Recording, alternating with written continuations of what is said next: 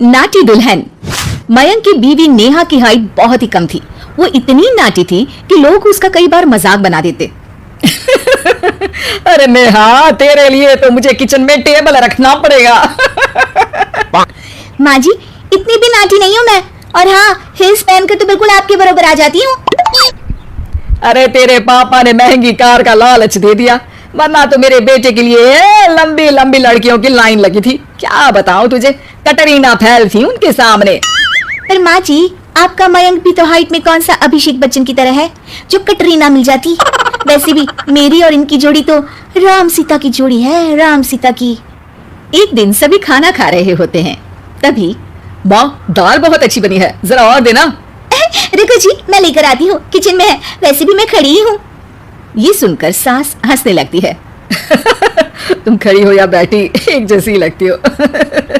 बस कीजिए जी, अभी हिल्स नहीं पहनी है, वैसे भी हिल्स पहनती हूँ तो आपके बराबर ही लगती हूँ। एक दिन नेहा सब्जी लेने बाहर निकलती है तो पड़ोसन कहती है, अरे देखो देखो कितनी नाटी है, मयंक तो दिखने में अच्छा है, हाइट भी ठीक ठाक है, फिर क्या जरूरत थी ऐसी नाटी बहू लाने की। दहेज बहन दहेज, अंधे हो गए थे पैसों के पीछे, अब करे जगह हंसाई। दोनों की बात नेहा सुन लेती है और उसे बहुत गुस्सा आ जाता है। आंटी जी, एक बात बताओ, मेरे पापा के पास पैसे हैं, उनको अच्छी लड़की की तलाश थी, ये पसंद आए और शादी हो गई, इसमें मेरा क्या कसूर है जो आप लोग मुझे सुना रही हैं? अरे नहीं नहीं नेहा, हम तो तेरी सास की बात कर रहे थे कि कितनी लालची औरत है। देखिए, वो लालची नहीं है, हाँ, उनके कुछ शौक है जो वो अपने बेटे से पूरा करवाना चाहती है, और देखा जाए तो उसमें उनकी गलती भी क्या है भला। अगर इन्होंने मुझसे शादी की है तो जरूर कुछ न कुछ तो अच्छाई नजर आई होगी ना। और अब ना तो मैं आपकी बहू हूँ और ना ही आपके रिश्तेदारों को मुझसे मिलना है, फिर ये बात समझ नहीं आई कि आप इतना परेशान क्यों हो रही हैं। ये बोलकर नेहा वहां से निकल जाती है। नेहा, चलो तैयार हो जाओ, हम लोगों को एक पार्टी में जाना है। नेहा तैयार होकर पार्टी में जाती है, जहां मयंक का दोस्त उससे कहता है, अरे मयंक, तू लकी है यार, तेरी बीवी की हाइट इतनी कम है कि तुझे बच्चे की जरूरत ही नहीं है, भाभी ही बच्ची जैसी है। और मयंक, मेरी बीवी इतनी कम हाइट की हो ना तो मैं तो घर से बाहर ही ना निकलूं, कहीं फुदक कर चली गई तो लेने के देने पड़ जाएंगे। सभी नेहा पर हंसने लगते हैं। तभी पार्टी की जगह पर आग लग जाती है। अरे भागो यहाँ से, जल्दी करो, निकलो यहाँ से। अरे लेकिन बाहर के दरवाजे पर ही आग है, अब कैसे बाहर निकलेंगे, कोई रास्ता भी नहीं है। अरे रास्ता है ना, अगर कोई इस खिड़की से बाहर निकलकर अगर सामने के दरवाजे में आग को बुझा दे तो सब निकल सकते हैं। तभी नेहा उस छोटे से जरोखे से बाहर निकलकर आग को बुझा देती है। अरे वाह, भाभी जी ने तो आज हम सबको बचा लिया। वाह भाई वाह, बीवी हो तो ऐसी, अपने पति ही नहीं बल्कि यहाँ मौजूद सभी की जान बचा ली है इसने। भाई मयंक, माफ कर देना, तेरी बीवी तो सच में कमाल है।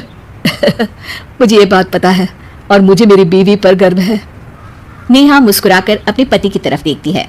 कुछ दिनों बाद जब नेहा और उसकी सास मार्केट जाती है, वहां पर, अरे भैया, ये कपड़ा तो देना, कितने का पड़ेगा? माता जी, ये तो बहुत महंगा कपड़ा है, लेकिन अब बस सिर्फ 2 मीटर ही बचा है, मेरे तो किसी काम का है नहीं ये टुकड़ा, तो आप 100 रुपया ही दे दीजिए। अरे भैया, तो मैं क्या करूंगी इस टुकड़े का, लेकिन वैसे है बड़ा ही सुंदर। तभी नेहा बोल पड़ती है, इसमें तो मेरी पूरी ड्रेस बन जाएगी। ये कहकर वो कपड़ा ले लेती है। अगले दिन नेहा वो ड्रेस पहनकर सास के सामने आती है। अरे वाह नेहा, ये ड्रेस तो बहुत ही सुंदर लग रही है, बड़ी महंगी होगी ना? अरे कपड़ा तो मैंने ही पसंद किया था, बस पूरा नहीं था तो इसने ले लिया। सिर्फ 200 रुपये की ड्रेस है ये पूरी। देखो माँ जी, नाटी होने का भी कम फायदा नहीं है। जैसे तैसे दिन कट रहे थे। सास और पड़ोसियों के मजाक बनाने का सिलसिला चल ही रहा था कि एक दिन मोहल्ले से जोर जोर से आवाज आती है, अरे मैं मर गई, भगवान मैं क्या करूं। अरे क्या हुआ? देखते हैं तो सभी एक हॉल के सामने भीड़ लगाकर खड़े हैं।